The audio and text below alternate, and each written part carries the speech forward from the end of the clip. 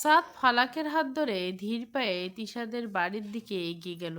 তিশা আর ওর স্বামী ওদের দেখে এগিয়ে এলো। সাদের চেহারা এখন কৃতজ্ঞতা আর প্রশান্তির খেলা করছে। সাদ ওদের ধন্যবাদ জানালো, যেটা অহংকারী সাদ মির্জার জন্য এক বিরল ঘটনা। পকেট থেকে কার্ড বের করে তিশার স্বামীর হাতে দিল। আপনারা আমার স্ত্রীকে আশ্রয় দিয়েছেন, যেটা আমি কোনোদিনও ভুলবো না। যে কোনো প্রয়োজনে আমাকে জানাবেন আর চট্টগ্রামে আমাদের বাড়িতে আসবেন। তিশা আর ওর স্বামী হাসি মুখে ওদের বিদায় দিল। ফালাক তিশাকে জড়িয়ে ধরে নিঃশব্দে কাঁদল কিছুক্ষণ। হোটেলের লাক্সারি রুমটায় এসি মৃদু ঠান্ডা বাতাস বইছে। সাত ফ্রেশ হয়ে বাথরুম থেকে বেরোলো। ঠিক তখনই হোটেলের লোক রাতের ডিনার রেখে গেল। টেবিলে রাখা ভাপ ওঠা ভাত আর দেশি মুরগির ঝোল থেকে চমৎকার সুবাস বেরোচ্ছে। সাদ বিছানায় ফালাকের পাশে এসে বসলো। সাদ আজকে আর যায়নি। শ্রীমঙ্গলের একটা হোটেলে উঠেছে, ফোন করে বাড়িতে সব জানিয়েছে। কাল যাবে, আজ আর জার্নি করা যাবে না। প্লেনের টিকিট অ্যাভেলেবেল নেই আজ। সাদের মুখ বুঝতে পারছে ফালাক খাবার খাইয়ে দিতে হবে। ফালাকের বুকের ভেতরটা মায়ায় ভরে গেল। কেন কোনো কথা না বলে প্লেটে সাজিয়ে পরম মমতায় লোকমা তুলে সাদের মুখে দিল। সাদ খুব তৃপ্তি করে খাচ্ছে আর ফালাকের চোখের দিকে তাকিয়ে আছে। তুমিও খাও। ফালাককেও খেতে শুরু করলো। ফালাকের ঠোঁটের কোণে বারবার একটা মুচকি হাসি খেলে যাচ্ছে। সাদও দিকে তাকিয়ে তাকিয়ে দেখছে। খাওয়া শেষ হতে সাদ ফালাকের এক ঝটকায় কোমর জড়িয়ে নিজের খুব কাছে টেনে এলো। ফালাক অপ্রস্তুত হয়ে সাদের প্রশস্ত বুকে হাত রাখলো। অনেক দূরে ছিল। সাদ আর সময় নষ্ট করলো না। ফালাকের কপালে গালে চুমু খেতে শুরু করলো। এরপর ঠোঁটে ডুব দিল। ফালাক এবার আর নিজেকে গুটিয়ে রাখতে পারল না। সাদের পাগলামির প্রতি উতরে নিজেও ধরা দিল সাদের বাহুডোরে।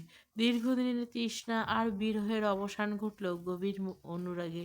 কিছুক্ষণ পর সাদ ফালাককে নিজের বুকের সাথে জাপটে ধরে বিছানায় শুয়ে পড়ল। চাঁদের এক হাত ফালাকের ঘাড়ের নিচে, অন্য হাত ফালাকের পিঠ আগলে রাখা। ফালাক সাদের হৃৎপিণ্ডের শব্দ শুনতে শুনতে চোখ বুজল। ভয়াবহ অনিদ্রার পর আজ ফালাকের চুলের ঘ্রাণ নিতে নিতে সাদ এক গভীর শান্তির ঘুমে তলিয়ে গেল। অবশেষে মির্জার বাড়িতে আবার পা রাখল ফালাক। সাদের মা আর অপেক্ষা করতে পারলেন না। তিনি এগিয়ে এসে ফালাককে জড়িয়ে ধরলেন। ফালাকের মা, তুমি ফিরে এসেছো? ফালাক শাশুড়ি মেয়েকে সালাম করলো। মীরা, তোমাকে ছাড়া কেউ ভালো ছিলাম না। মীর রিমা আর লিনা দৌড়ে এসে ফালাককে মাঝখান নিয়ে কাড়াকাড়ি শুরু করলো। নীলা, ভাবি তুমি জানো না ভাইয়া আমাদের সবার কি অবস্থা করেছিল। ওনার রাগ আর পাগলামি সামলাতে সামলাতে আমরা শেষ হয়ে গেছি। রিমা, হ্যাঁ ভাবি, ভাইয়া তো আমাদের কাউকে চেনে না এমন ভাব করছিল, শুধু তোমার ছবি আর শাড়ি নিয়ে বসে থাকতো। সাদ একপাশে দাঁড়িয়ে পকেটে হাত দিয়ে এই দৃশ্য দেখছে। মুখে আজ অনেক দিন পর সেই চিরচেনা গাম্ভীর্য আড়ালে একটা মৃদু হাসির রেখা। বাড়ির কাজের লোকগুলো আড়াল থেকে মুচকে হাসছে। বাড়িতে এক খুশির বন্যা বয়ে যাচ্ছে। সাদের মা সবাইকে থামিয়ে দিয়ে বললেন, আগে ওদের ফ্রেশ হতে দে, অনেক লম্বা জার্নি করে এসে। সাদ ফালাকের হাত ধরে সিঁড়ি দিয়ে উপরে উঠছিল, কিন্তু ফালাকের শরীরটা যেন হঠাৎই এলিয়ে পড়তে গেল। ওর চোখের সামনে সব কিছু কেমন ঝাপসা হয়ে আসছে। মাথাটা ভন ভন করে ঘুরছে। সিঁড়ির মাঝপথে ফালাক টাল সামলাতে না পেরে পড়ে যাচ্ছিল।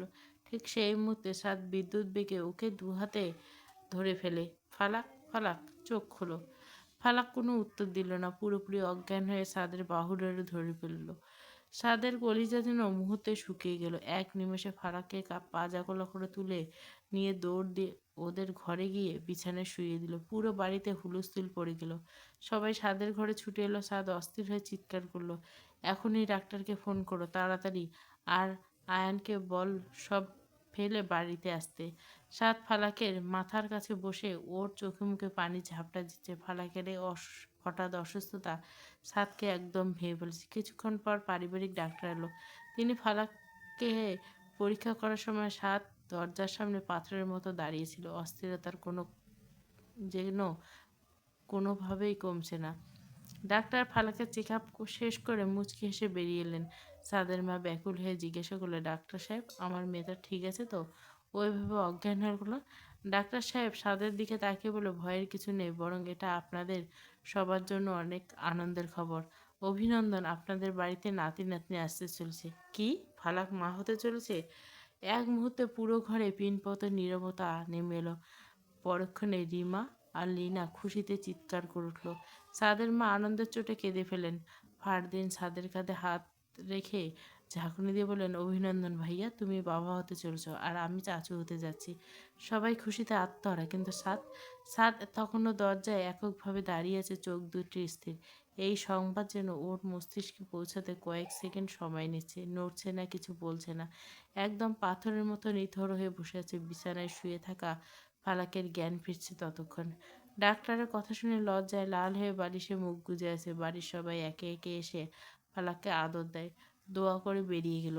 এখন ঘরে শুধু সাদ আর ফালাক একা। সাদ ধীর পায়ে বিছানার দিকে এগিয়ে গেল। ফালাক আর চোখে সাদের দিকে তাকালো। সাদ ফালাকের একদম কাছে এসে কিছু বলল না। চোখের চাহনি আজ একদম অন্যরকম। অবাক হয়েছে কি না বোঝা যাচ্ছে না। সাদ এক মুহূর্তে ফালাকের মুখের দিকে তাকিয়ে রইল, তারপর কোনো কথা না বলে, কোনো অভিব্যক্তি না দেখে হুট করে রুম থেকে বেরিয়ে গেল। ফালাকের হাসিটা মুহূর্তে মিলিয়ে গেল। বুঝতে পারল না এই খুশির খবরে সাদের এই অস্বাভাবিক আচরণের মানে কি। সাদ কি তবে খুশি হয়নি? রাতে যখন ছাদ ফিরল তখন ফালাক বিছানায় হেলান দিয়ে বসে ওর জন্য অপেক্ষা করছিল। ছাদের মুখটা এখনো কিছুটা থমথমে, যেন কোনো এক গভীর ভাবনা ওকে গ্রাস করছে। ফালাকে নিজেকে সামলাতে পারল না, খুব ধীর গলায় জিজ্ঞাসা করলো, আপনি কি খুশি নন? ছাদ আলমারি থেকে নিজের কাপড় বের করতে করতে থমকে দাঁড়ালো। একবার ফালাকের দিকে তাকিয়ে দীর্ঘশ্বাস ফেলে বিছানার কিনারায় এসে বসলো। ফালাকের হাতটা নিজের হাতে মুষ্ট নিয়ে শান্ত স্বরে বলল, তোমাকে কে বললো আমি খুশি নেই? বাবা হওয়ার কথা শুনে আমি সত্যি অনেক খুশি হয়েছি। সাদা এর বেশি আর কিছু বলল না। গলার স্বরটা স্বাভাবিক থাকলেও চোখের কোণে যেন একটা অভিব্যক্ত আবেগ লুকানো।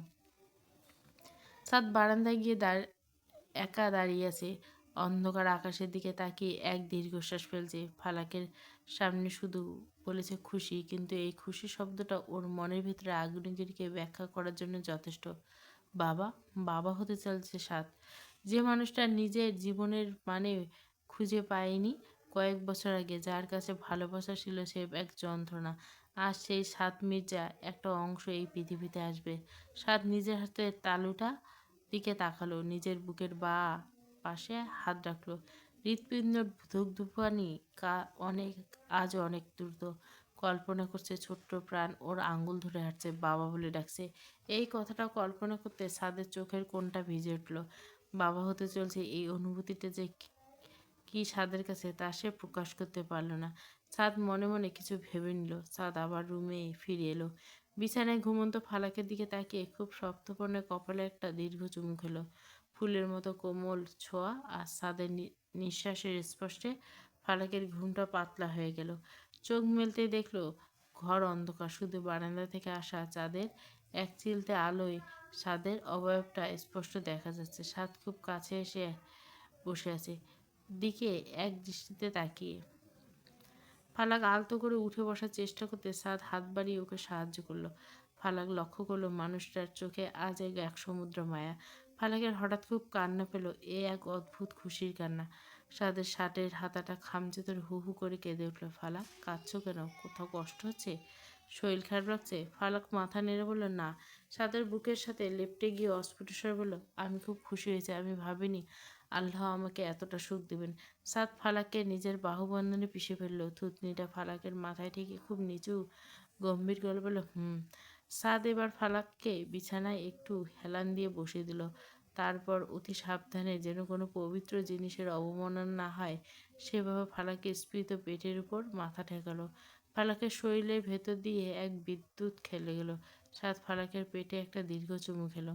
ফালাক সাদের চুলে হাত বুলিয়ে দিতে দিতে দেখল সাদের চোখের কোণে এক ফোঁটা জল চিকচিক করছে। ফালাক সাদের অগোচরে আয়নের সাথে বের হলো। সাদ জানলে ফালাককে বের করে হতে দিবে না। আয়নকে অনেক বুঝিয়ে রাজি করেছে ফালাক। আয়ন প্রথমে ভয় পেল, ফালাকের জেদের কাছে হার মানল। উদ্দেশ্য হাসপাতাল। হাসপাতালের কেবিনে উর্মিলার মা ছিলেন। আয়ান খুব কায়দা করে ওনাকে বাইরে নিয়ে গেলেন। এখন কেবিনে শুধু ফালাক আর উর্মিলা। উর্মিলা বেডে শুয়ে আছে। ফালাককে দেখে ওর চোখে মুখে হিংস্রতায় ভরে উঠল। তড়িৎ গতিতে উঠে বসে চিৎকার করে উঠল, তোমার এত বড় সাহস, তুমি এখানে কেন এসেছো? আমার চোখের সামনে থেকে দূর হও। ফারাক ধীর পায়ে উর্মিলার বিছানার পাশে গিয়ে দাঁড়ালো। চোখে আছে এক অটেল দৃঢ়তা। ফারাক ঠোঁটের কোণে একটা বাঁকা হাসি ফুটিয়ে বলল, কেন আসবেন আপু? সম্পর্কে তো আপনি আমার ননদ হন। ননদ হাসপাতালে ভর্তি থাকলে ভাবি হিসাবে দেখতে আসাটা কি আমার দায়িত্ব নয়? ভাবি শব্দটা উর্মিলার কানে বিষের মতো লাগলো। দাঁত কিরমির করে বলল, ভাবি? স্যার তোমাকে দয়া করে রেখেছে, ভুলে যেও না। ফালাক এবার উর্মিলা খুব কাছে গিয়ে চোখের দিকে তাকিয়ে তীক্ষ্ণ স্বরে বলতে শুরু করলো, শুনুন আপু, দয়া আর অধিকারের পার্থক্যটা আপনি কোনোদিন বুঝেননি বলে আজ হাসপাতালে এই বেডে শুয়েছেন। আমি আপনাকে একটা চূড়ান্ত ওয়ার্নিং দিতে এসেছি। আমার হাজবেন্ডের জীবন থেকে আপনি চিরতরে মুছে গেছেন। সাদ মির্জা আপনার অতীত আর আমি ওনার বর্তমান এবং ভবিষ্যৎ।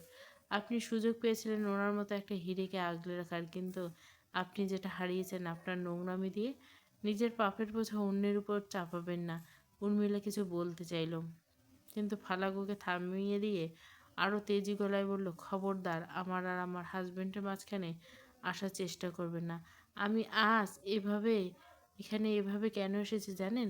কারণ আমার কাছে এখন সবটা ক্লিয়ার। আমার মনে হয় কোনো সংশয় নেই। সাদ মির্জা আমাকে ভালোবাসে, শুধু আমাকে ভালোবাসে। আমাকে তার জীবনের চেয়েও বেশি গুরুত্ব দেয়। আমি জানি উনি আমাকে নিয়ে কতটা প্রোটেক্টিভ।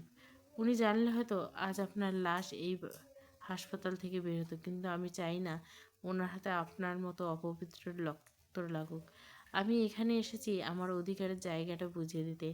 আমি উনি আমাকে চাই, আমি ওনাকে চাই। আমাদের এই অটুট বন্ধনের মাঝে আপনি এখন স্রেফ এক অবাঞ্ছিত কঙ্কাল। নিজেকে গুটিয়ে নিন আপু, চলি।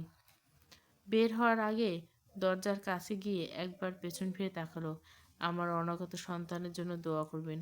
উর্মিলা রাগে জ্বলছে ভিতরে ভিতরে। এদিকে সাত ফালাক পর্ব 7। পুরো গল্পটা প্লেলিস্টে।